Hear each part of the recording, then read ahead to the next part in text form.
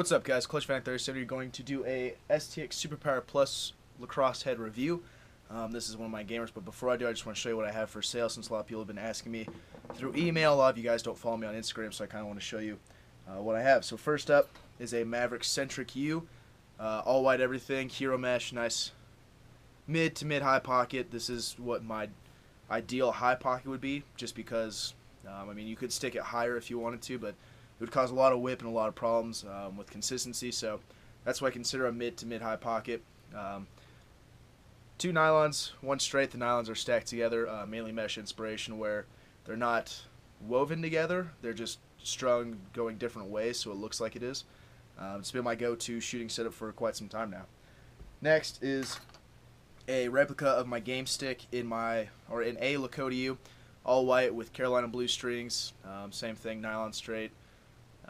Nice pocket, so that's up for sale.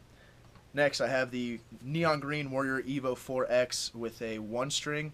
Learned that through high strung lacrosse, where the top string pretty much goes all the way around the head and ends at the bottom. I really like that idea and the concept. Same thing, hero mesh, stacked nylons, one straight. Then we got a Stallion U500 in the neon orange colorway with navy blue sidewalls, two white shooters. Same thing with the top string, where it goes from the top and goes all the way around the head. Doesn't have the top string. Nice defined mid pocket, or at least my idea of one. Two straights. This thing is definitely a shooter's dream. And then next is a Lakota U, same thing, game pocket, but this one has navy blue strings, all white hero mesh. Pretty much explains itself. And the last one is a Nike Lakota U, brand new, 6-dime traditional, all white everything, 3 straight, so it is college legal. This thing's awesome. If no one picks up the next couple of days, I'm definitely going to keep this for myself, just because I love the way it throws and performs. But figured I'd offer it to you guys first. And then next, I have a bunch of shafts. So we'll start off with 2 Stallion side tie OCSs. One's dark gray, one's silver, all brand new. So those are up for sale. Then I have, let's do these guys next. 2 brand new Vapor Elites. One has a red swoosh, one has a black swoosh. Those are both up for sale as well. Next, we'll do just your standard Stallion Scandiums. So I got a black and a gray one. You can see Stallion Scandium. Pretty nice shafts. I've been liking them a lot. I have one on one of my gamers right now, but just have too many of them. Next, I got 2 Nike Vandals. One's black, one's silver. Both brand new. Like these shafts a lot. They're just low-end shafts for my style of play, so I figured I'd offer it to you guys because they're pretty good shafts. And then next are 2 very limited edition ones I think you guys will like a lot. One is a murdered out STX Stallion Scandium, or Stallion SC. 400 of these were made, so I think they're called like the two-tonal, things like that, I don't know. So one of those. And then lastly, some shaft that everyone's been freaking out about, USA Carbon. This one's number 397 out of 500, brand new, has a tag and everything on it, including the white screw, so that's up for sale as well. Unfortunately, I am not looking to get a fortune out of this. I'm looking for about 130, so it's a pretty good deal. I see a lot of people trying to sell this for 200 and up, and I think that's a little ridiculous. So 130 for that. So now, the Superpower Plus review. Alright guys, so the STX Superpower Plus is STX's newest head.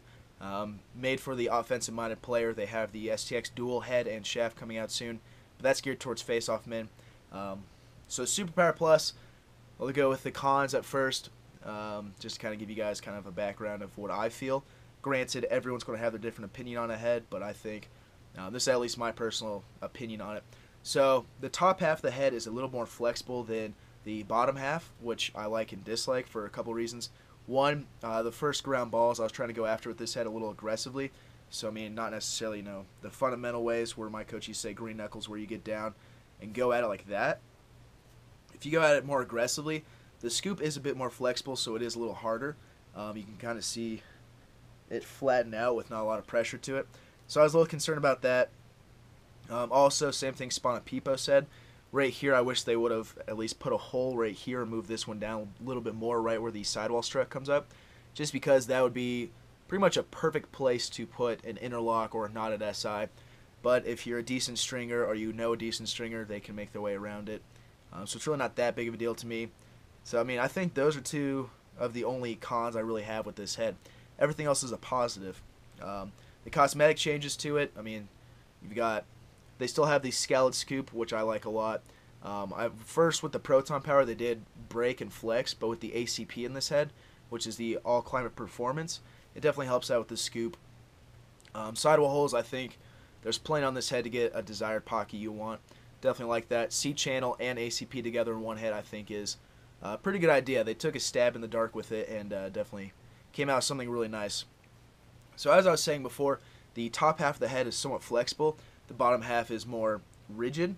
I like this a lot because being an attackman, sometimes I cradle one-handed, and the ball sits down there, so it just kind of stays there. It's nice and stiff. It's not going to wobble out on me.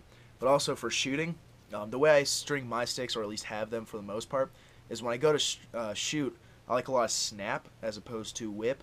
So if you snap your wrist to get a little bit of flick, I call it a flick shot, it definitely comes out and goes out nicely. But if you do just a full wind-up and a full release kind of shot, the scoop itself, given if you have enough hold in your stick or enough whip, the scoop itself will actually flex inward like this, since it is a bit more flimsy up at the top, creating a bit more channel and a bit more pop and snap off the scoop, which I absolutely love. I mean, the first couple of shots I took with it, I was like, okay, this is kind of weird. Maybe it's my stringing. So I changed it up a bit, but it still kept doing something a little like that. So I just got to realize it was the head and really liked it. So, I mean, Superpower Plus, I definitely think is one of the best heads STX has ever created. That's universally legal, just because the old Superpower was nice, but they flexed a bit too much for me. They hourglassed a lot. Here's mine from the whole summer so far. Obviously, I don't take face-offs, but the head itself has stayed the exact same shape. I haven't had any problems with it. As you can see close, or side by side, they're the same head. I noticed that after playing in a summer season without an ACP head, they tend to flex and warp a bit, even just being a shooter and a dodger and a passer as opposed to a face-off guy. But this one, it's stayed the same. So I definitely think it's worth trying out if you're an attackman or a midi. Defenders, maybe not so much, although the C channel and ACP may help. Just kind of depends on your personal preference. One last thing I want to talk about before I end this video is the C channel. I think it's awesome, especially in an offensive head. But one thing that I have a little bit of problems with is sometimes with my sticks, I like to, when I do the knots down here, or tie-offs, I like to knot them. That way they don't come undone, and the C channel doesn't really help with that. It kind of prevents it because the knots themselves can't really get super tight. So I just use normal lockdowns, but it's really not that big of a deal. Bottom holes are pretty nice too.